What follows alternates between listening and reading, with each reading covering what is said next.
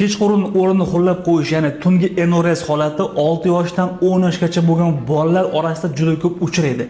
Ota-onalar, balkim ayrim mutaxassislar orasida ham noto'g'ri fikrlar mavjud bu haqida. Birinchisi, sevib qo'yishning gijjaga bog'liq ekanligi. Ikkinchisi, bu shamollashdan kelib chiqadi degan fikr. Agar shamollashdan bo'ladigan bo'lsa, bu oylab, yillab davom etmaydi.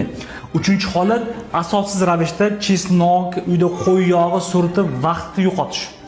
Xo'p, qanday? Enurezda o'zi asosan 12 ta asosiy 8 ta qo'shimcha sababi bo'lishiga qaramasdan, lekin eng ko'p uchraydigan 3 ta sababi bor.